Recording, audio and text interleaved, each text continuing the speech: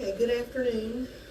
Um, the person that was supposed to be here tonight couldn't be here, so I'm speaking again, but I'm hoping starting next week we'll have guest speakers back in here off and on. But I appreciate y'all joining us tonight, both here and on Facebook. Before we get started, I want to go over our announcements. You know how we start all of our services. We have these red flags that represent the blood of Jesus. We hold them over our heads and we say, hallelujah. Hallelujah. And like I said, this represents the blood of Jesus. These are prayer cloths. If you need one or more, come by the shop. We'll be glad to give you some. We also have anointing oil to help pray for people. If you have prayer requests, you can call us, 334-335-2410, or you can call that's not going to work, sorry. You can call my cell phone, which is 334-546-8312. You can stop by the shop, or you can mail them, 15 South Forest Avenue, Laverne, Alabama. You can send them through Facebook to my Facebook page, the shop, or 3-in-1 Ministries Facebook page. We'll be glad to take them anyway.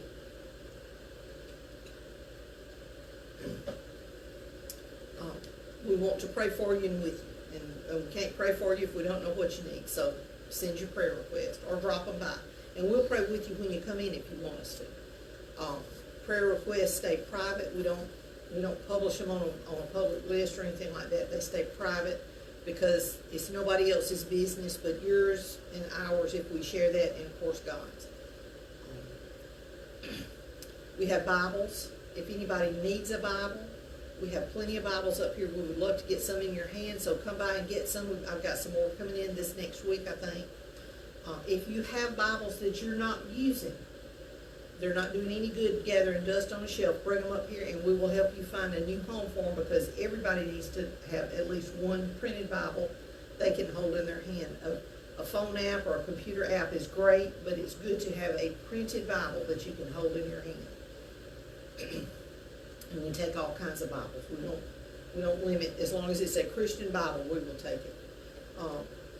And that leads to other donations.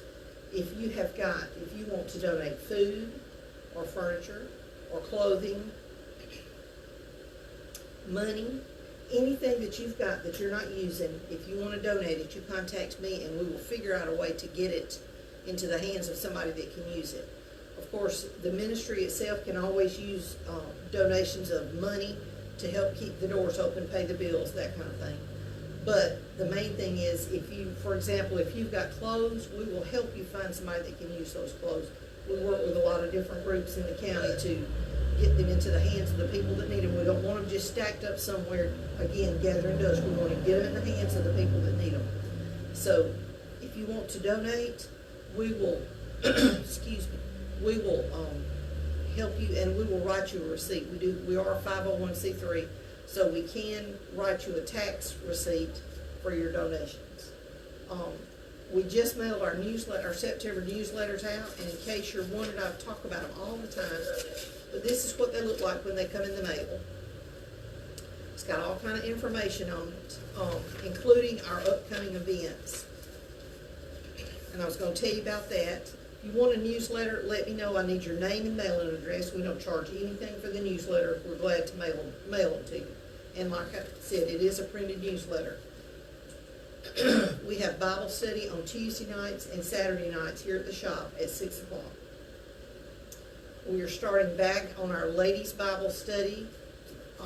We meet Mondays at 6 p.m. or Wednesdays at 10 a.m. and that starts back the week of September the 13th and the 15th. And that'll be every week. If something comes up and we have to cancel for whatever reason, we'll let you know. But if you are interested, even though you didn't get started with us, if you are interested, we would still love to have you come. So let me know so I can get the name of the book to you so you can get it ordered. You don't have to have the book, but it will help because that's what we're studying. We have church on Sunday nights at 6 p.m. and we do Facebook Live, as you can tell. I also load the videos up. That we leave them on Facebook, and I load them up on our YouTube channel, which is 3-in-1 Ministries. And you can watch those there. Our upcoming events for this month, we've got an extra one I'm really excited about. September the 11th is our monthly family movie night. And we set a screen up back here behind me.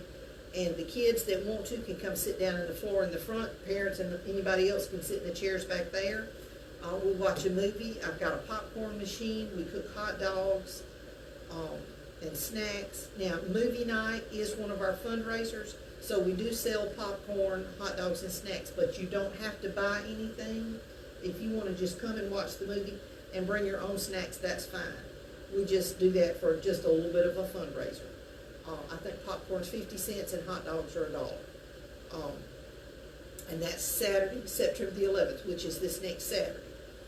Then the next Saturday, the 18th, we are real excited to have Reverend Dwight Haynes and his family coming. They do chalk talks.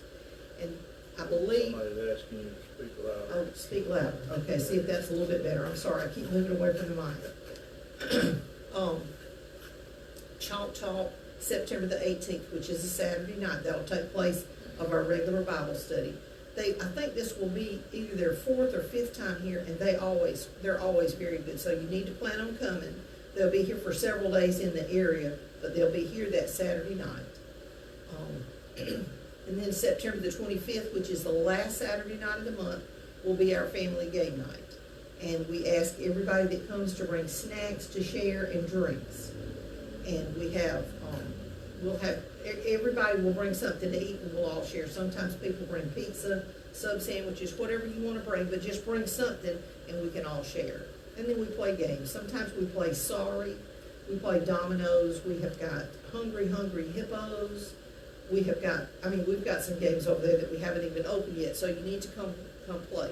But anyway, that's our announcements for this month. And again, if you want to be on the newsletter mailing list, you just need to let me know and I'll get you on there plenty of time for next month. We always have a good time. Even if there's just 3 or 4 of us, or if we've got a room full, we always have a good time. So we hope you will join us. So now with that being said, I've got some scriptures. One of the verses that I read this last week kind of intrigued me, and it reminded me of other verses that are kind of along the same vein. So I did a little research, and so I'm going to read you 3 sets of scriptures, and then I've got something I want to talk to you about. The first set of scriptures is Genesis 31, verses 22 through 35. So it's a little bit long, but I think once you hear all this, it'll be worth it. Genesis 31. And Laban was told on the 3rd day that Jacob had fled. Then he took his brethren with him and pursued him for 7 days' journey, and he overtook him in the mountains of Gilead. But God had come to Laban the Syrian in a dream by night and said to him, "Be careful that you speak to Jacob, neither good nor bad." So Laban overtook Jacob. Now Jacob had pitched his tent in the mountains, and Laban with his brethren pitched in the mountains of Gilead.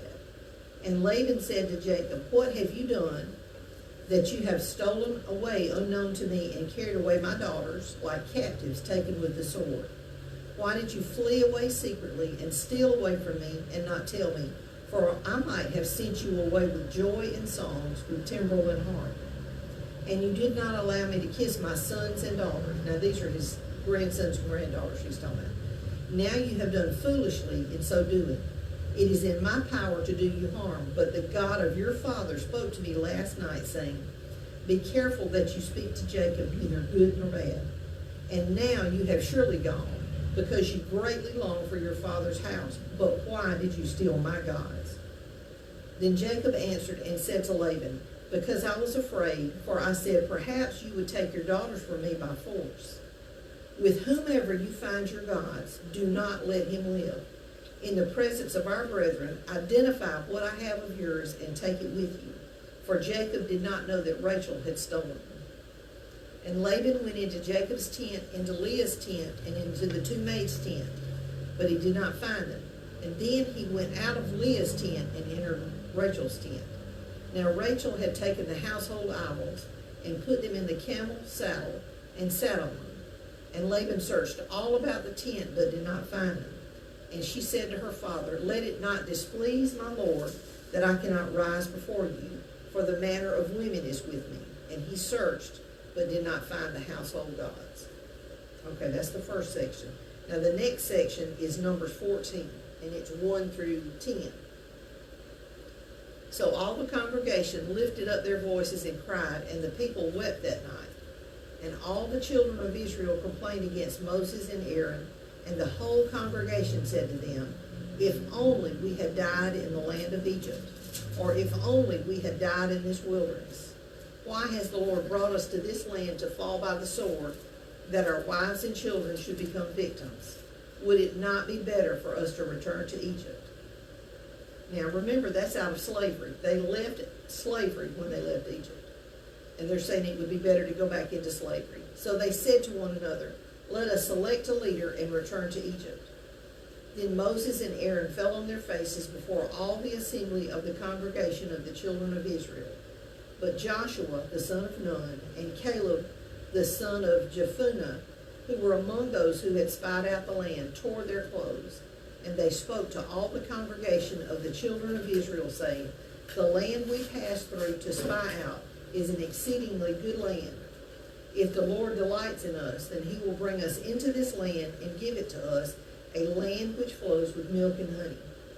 Only do not rebel against the Lord, nor fear the people of the land, for they are our bread. Their protection has departed from them, and the Lord is with us. Do not fear them.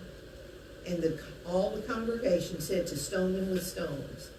Now the glory of the Lord appeared in the tabernacle of meeting before all the children of Israel. Okay, and then the third section is Matthew 27, and it's 15 through 25. Now at the feast, the governor was accustomed to releasing to the multitude one prisoner whom they wished. And at that time they had a notorious prisoner called Barabbas. Therefore, when they had gathered together, Pilate said to them, whom do you want me to release to you, Barabbas, or Jesus, who is called Christ? For he knew that they handed him over because of envy. While he was sitting on the judgment seat, his wife sent to him, saying, have nothing to do with that just man, for I have suffered many things today in a dream because of him. But the chief priests and elders persuaded the multitudes that they should ask for Barabbas and destroy Jesus. The governor answered and said to them, which of the two do you want me to release to you? And they said, Barabbas. Pilate said to them, what then shall I do with Jesus, who is called Christ? And they all said to him, let him be crucified. Then the governor said, why? What evil has he done? But they cried out all the more, saying, let him be crucified. When Pilate saw that he could not prevail at all, but rather that a tumult was rising, he took water and washed his hands before the multitude, saying, I am innocent of the blood of this just person. You see to it. And all the people answered and said, his blood be on us and on our children. So now I'm sure y'all can see the common theme throughout this. Matthew is what I was reading this week, and when I saw that, it made me think of the others. In each section, somebody is going against what they know is right, and they end up speaking a curse on themselves. And in each case, that curse comes true. In Genesis, Jacob takes his wives and concubines, his children and his flocks, and leaves without talking to his father-in-law Laban and without asking his blessing or permission. When Laban finds out that they've left, he also realizes that his household gods, which were idols, had been stolen as well. He pursues them, and when he catches up to them, he asks Jacob why he snuck away and asks about the gods. And when Jacob responds, and to me in those verses it sounded like he had an attitude, he speaks a curse on Rachel, which was his beloved wife. She's the one that he loved more than anything else. He said, whoever has the gods, let them die. And without knowing she's the one that stole the gods, he says, may whoever stole them die. And she did die, having their youngest son, Benjamin. Jacob didn't even realize what he was doing. He spoke without thinking and spoke a curse on his family. And then in Numbers, the children of Israel they are right outside the promised land. Right outside. They are just up to the edge of it. God has told them all they have to do is walk in and take it. They're not going to have to fight. They're not going to have to do anything. All they have to do is walk in and take it. Because as the two spies said, the protection of the people that are there has been taken. God's taken that away from them. They send in spies, send in 12 spies. Y'all know that story. And when they come back, 10 of the 12 come back and tell how scary the new land is. The 2 spies are saying, you're not going to believe it, grapes big as our heads. I mean, they come back with a bunch of grapes that's suspended between a pole, between 2 of them, it was that big. And said the land flows with milk and honey. It's going to be like heaven. It's just everything that we need and everything that we want is going to be there. It's wonderful. But the 10, all they can think about is the armies and everything, the fighting and all they're going to have to do. And they mumble and they grumble against God. And they say they would be better off to have died in the wilderness. And guess what? That's exactly what happened. Every person over a certain age that grumbled, they had to walk that desert for 40 years. And they walked until all those people had died. The only ones that did not die were Caleb and, I forgot the other one's name. Caleb and, what was the other one's name? I'm sorry. Joshua, excuse me, not Jacob. Joshua and Caleb.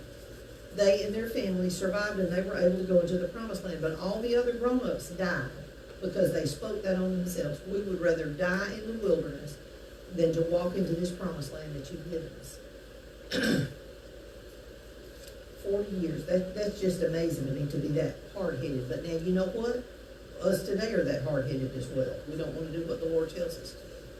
And finally, in Matthew, the very people who followed Jesus into town on Palm Sunday, they were worshiping him and asking people to, they were praising Jesus with everything that they had, calling him the Savior, praising him, and now they're calling for his crucifixion. These were the same people. And when Pilate asked him, are they sure, their response is, let his blood be on us. Now, you know that can go 2 ways. Jesus' blood can save us if we accept him and do what he asks us to do. If we apply that blood to our sins, then we can be saved. Or, if the blood is not applied and we refuse Jesus, we're condemned. Either way, that the blood of Jesus is on us.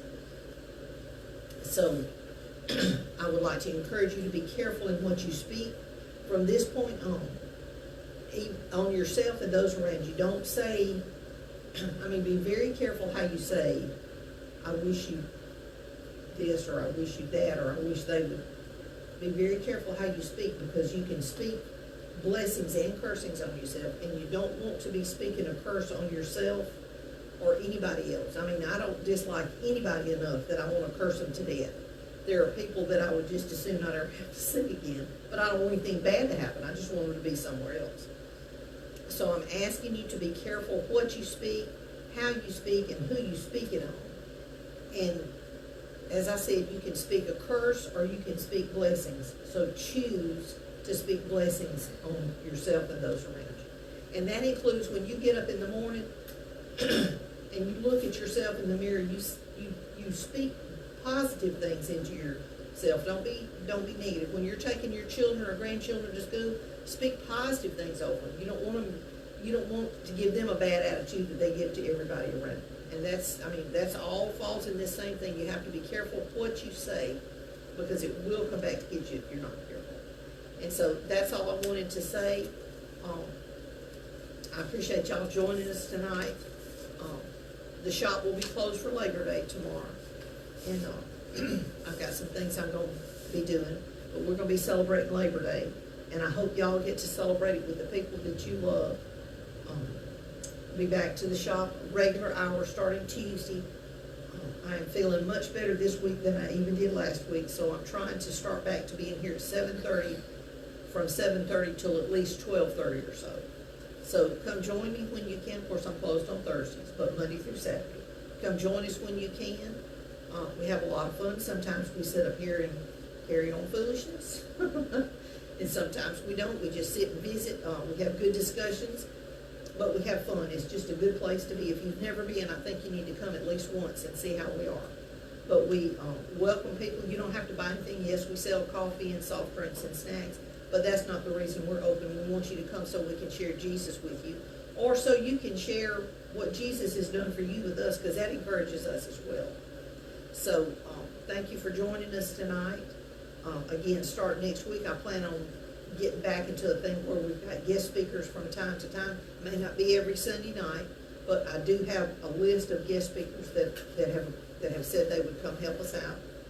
And planning on getting back in the groove of getting all that done. So thank y'all for your prayers and your support. And y'all come see us.